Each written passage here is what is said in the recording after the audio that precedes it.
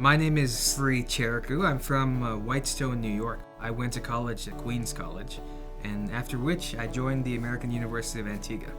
Afterwards, did my anesthesiology residency at the University of Mississippi Medical Center and chose to specialize in two separate specialties. The first is intensive care medicine at the Cleveland Clinic, and second in cardiothoracic and vascular anesthesiology at Duke University Medical Center, where I'm currently a fellow. So while I was at the University of Mississippi, I won several awards. The first was the Claude D. Brunson Prize for Excellence in Research. That was their first place in research competition for my research on using electronic equipment to place breathing tubes in patients. I also won a Resident of the Year 2 years in a row, and I was a graduating Resident of the Year, and I was also a Colleague of the Year. The Texas Medical Board gave me a medical license in 6 weeks. They didn't care where I went to school. In fact, they specifically didn't care where I went to school.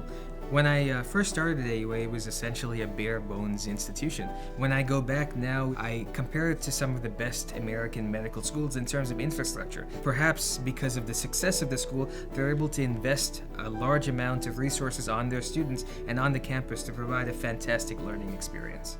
So after completing my residency in anesthesiology, I chose to pursue two different fellowships. The first is in critical care medicine, and that's the taking care of very sick patients until they're not so sick anymore. Most people think of anesthesiologists as the physicians who put patients to sleep and wake them up safely, but what I choose to do is to take care of these same patients after surgery and before surgery, and this allows me to have some continuity of care. It adds a bit of humanity to my job and allows me to better communicate with my patients. In addition to critical care medicine, my other interest is cardiovascular anesthesia. At Duke University Medical Center, I take care of patients who are having both heart and lung surgery as well as heart and lung transplants. The Cleveland Clinic has one of the largest and most diverse group of patients, and they're well known for their cardiovascular care. At the Cleveland Clinic, I was an intensive care fellow, and my job was to learn how to take care of these sick patients outside the operating room. It seems as though the medications I use to heal my patients are just as important as the comfort I provide by having conversations with patients and their families. And this really leaves them more confident in my abilities and allows them to better participate in their own care.